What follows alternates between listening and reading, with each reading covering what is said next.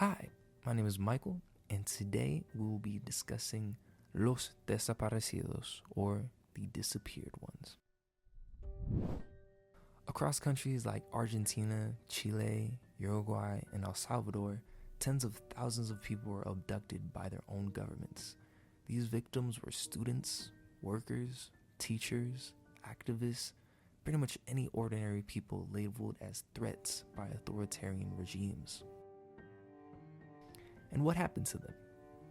They vanished.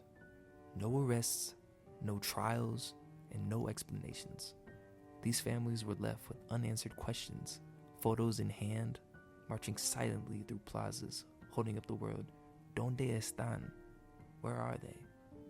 The goal for today is to travel back to Latin America in the 1970s and the 1980s, a time when fear, silence, and repression gripped the entire nations. Moreover, I'll explain how and why these disappearings happened.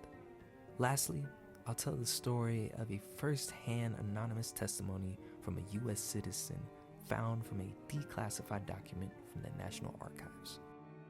Let's begin. In Argentina, under the military junta that ruled from 1976 to 1983, the regime launched what they called the, quote, process of national reorganization, but in reality, it was a campaign of state terror. An estimated 30,000 people were disappeared. To give you a visual, that would be the size of the San Diego Snapdragon Stadium at full capacity. Most were taken in unmarked cars, blindfolded, and brought to secret detention centers like ESMA, the Naval Mechanics School in Buenos Aires. There, they were tortured. Some of the methods: electric shocks to the genitals known as la picana, forced nudity, waterboarding, simulated executions, psychological torture, playing recordings of screams, threatening to harm family members, or staging fake releases only to recapture and punish again. And in some extreme cases, victims were sedated and thrown from planes into the Atlantic Ocean in what the regime chillingly called death flights. In Chile, following the 1973 US-backed coup that ousted President Salvador Allende, General Augusto Pinochet established a brutal dictatorship. The secret police, DINA, ran torture centers like Villa Grimaldi and Londres 38. Prisoners were often beaten, electrocuted, starved, and sometimes raped. Many were forced to witness the torture of others as well. One infamous method was la parrilla, the grill, an iron bed frame wired to deliver electric shocks to the body. Thousands were disappeared. Their bodies were never returned. Their names, whispered into the dark, became part of the legacy of silence that families are still fighting to break. So why did these regimes use disappearance and torture so systematically? The simple reason was, it was efficient torture. If somebody is killed publicly, there's evidence, a body, a name, a martyr. But if someone disappears, fear spreads like smoke. Is your neighbor gone? Are you next? People end up censoring themselves. They stop organizing. They stop speaking out. Entire generations were silenced. To close out, here's the testimony I mentioned earlier. On April 30th, I boarded a bus to go home. I had left anti-government leaflets on a park bench to avoid having them on myself. I was arrested by plainclothes individuals and others in uniform.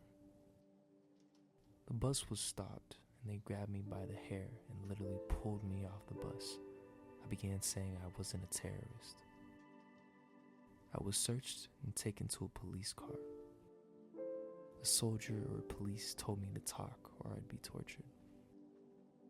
I was taken to a room in the police station. I talked to one man. He said that I got a black eye during the arrest. From then on, I don't remember clearly. I was blindfolded, my hands were tied. I was put up against the wall and electric devices touched my hands. Next, I was on the floor. was taken to another room now, and then I was visited, unblindfolded, and given cigarettes or food. Other times, I was hit or a gun was fired near me to scare me. I kept fearing they would take me back to the torture room. I had to sleep with my hands tied behind my back until the 5th or 6th of May. I didn't know how much time went by. I was finally allowed to take a shower. I was later taken to Buenos Aires for deportation, and then I was told I was not leaving. At the end of my stay in Buenos Aires, I was put into a cell without light or food. It was cold and rainy. I was kept there for 40 hours. There was no blanket and no fresh air. There was no toilet. It was a concrete bench. I cried and became hysterical during this point.